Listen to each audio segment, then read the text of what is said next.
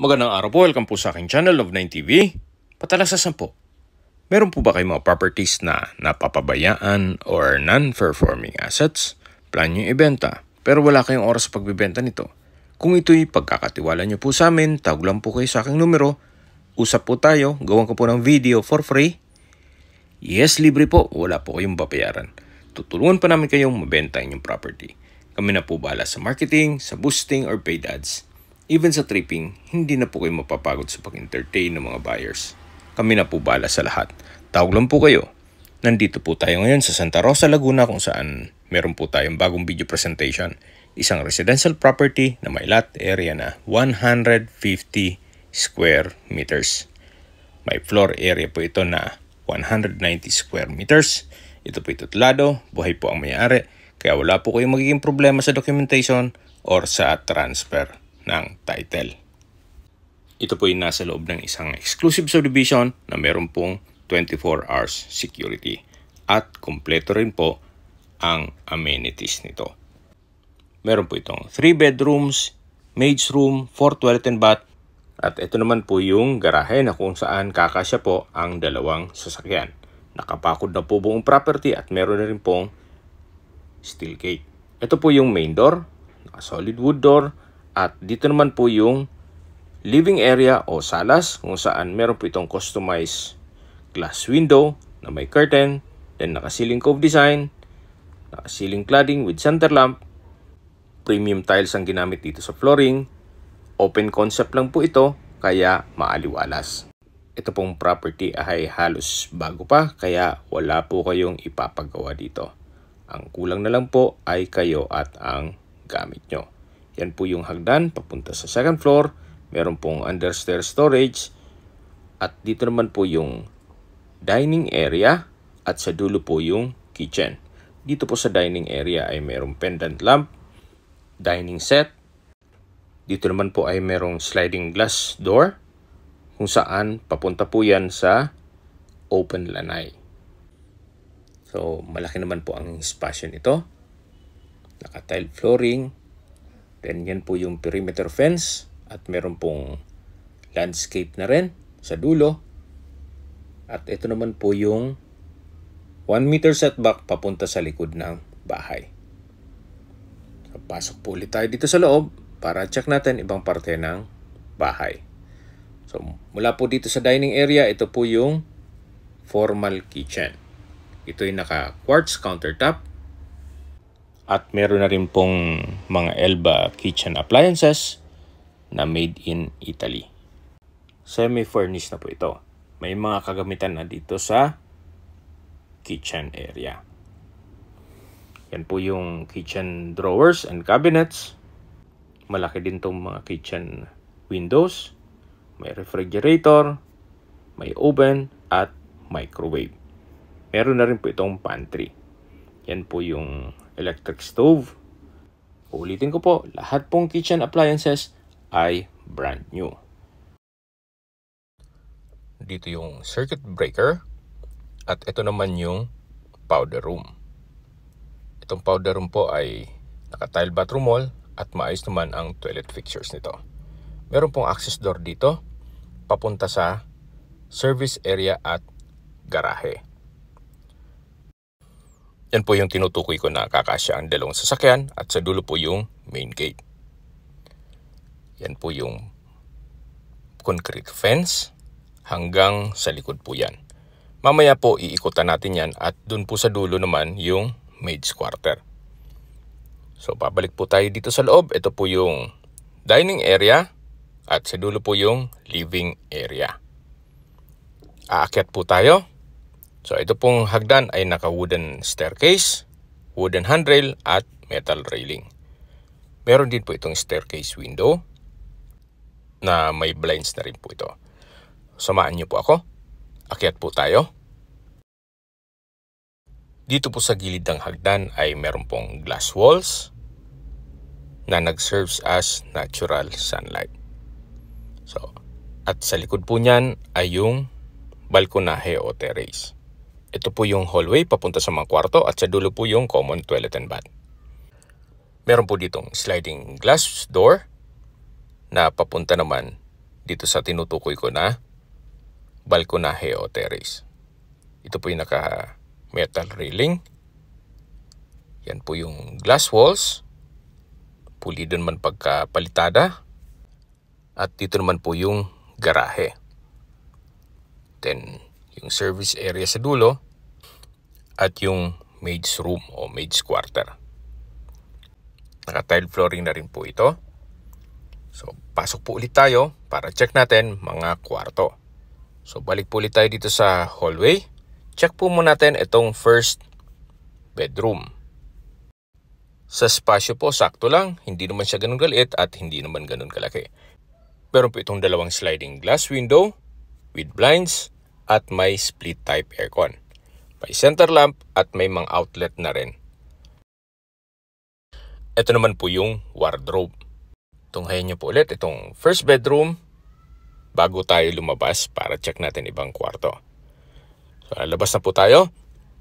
Ito naman po yung second bedroom. Halos parehas lang po sa espasyo, magkasing laki.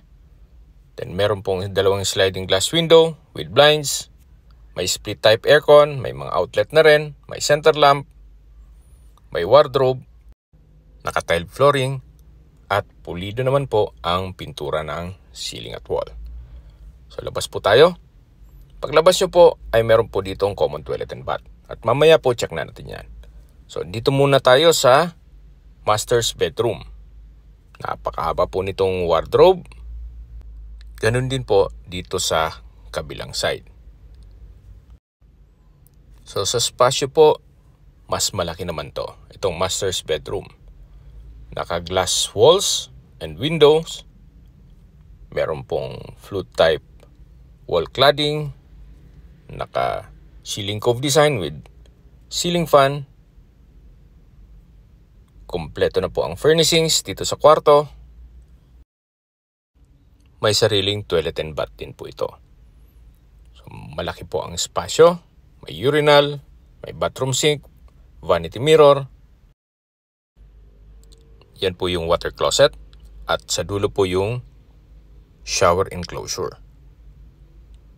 Meron din pong malaking bathroom window with blinds at may overhead shower. From floor to ceiling po ang tiled bathroom wall.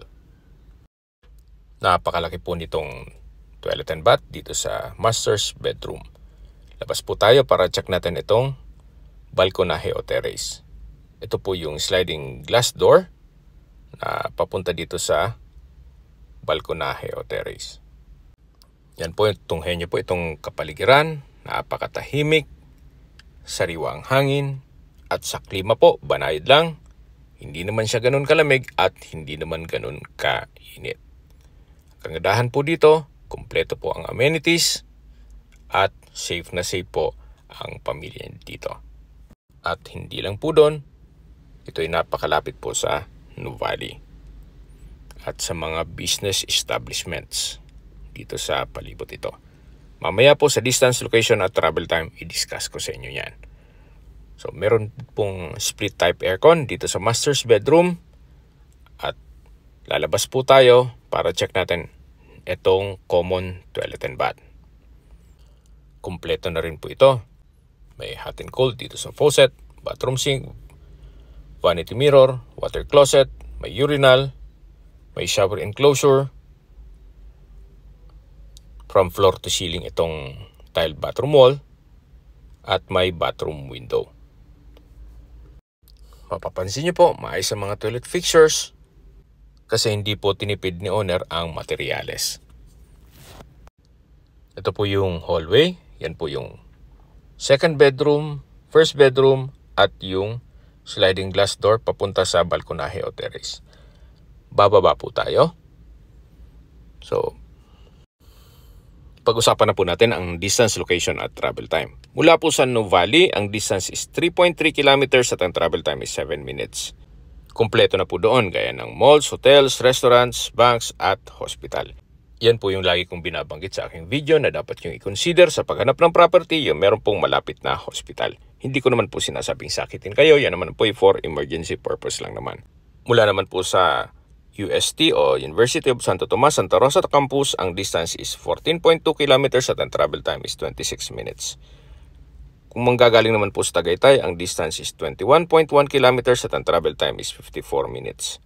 At mula naman po sa Calax, ang distance is 3.8 kilometers at ang travel time is 7 minutes. Mula naman po sa airport, ang distance is 38.3 kilometers at ang travel time is 46 minutes. Ito po yung service area kung saan stainless po ang countertop at sink. Pati itong drawers and cabinets. May range hood at dito naman po yung tinutukoy ko na maid's quarter. Sa spasyo, malaki naman. Meron siyang sariling window, high ceiling. So, komportable naman po ang kasambahay natin dito. May bed and bed frame at curtain na rin yung window. At sa tabi lang po nito, meron pong toilet and bath. Maayos naman po ang toilet fixtures. May bathroom sink, water closet, at naka-tile bathroom wall. Okay, mag-ikot po tayo dito sa likod ng bahay. Ito pong service kitchen ay may gas range, range hood, at ito naman po yung 1 meter setback sa likod ng bahay. Okay, sa presyo na po tayo. Binebenta po ito ni owner sa halagang 18 million pesos. Kung may mga katanungan po kayo or gusto magpaset ng tripping dito sa property ito, tawag lang po kayo sa aking numero. At sa mga kababayan naman natin nasa ibang bansa, meron po akong Telegram. Sa mga iPhone user man, may iMessage. Meron din pong Imo, Skype, Viber at WhatsApp. Same number lang po, 0917-316-3399. Sa mga nagtatanong naman po ng aming Facebook, meron po kaming Facebook page na Nov9 TV at Facebook Reels video. Makisuyo po, paki-like and follow na rin. Meron din po kayong ibang YouTube channel na The Nov9 TV channel at AC Listings. Sana po naibigyan yung aming video presentation. Paki-like and subscribe na lang po sa aking channel para ma-update din po kayo sa aking future listings. Kung sakali po hanap nyo yung mas malaking sukat ng lupa, meron din po kami ibang listings na pwede nyong pagpilian. Huwag po kayong mag-atubiling tumawag sa amin, then let us know your budget para malaman namin kung anong property pwede naming alok sa inyo. Sa lahat pong viewer, subscriber at nagtiwala po sa amin, salamat po sa suporta. Ingat po kayo lagi at yung pamilya. Maraming salamat po.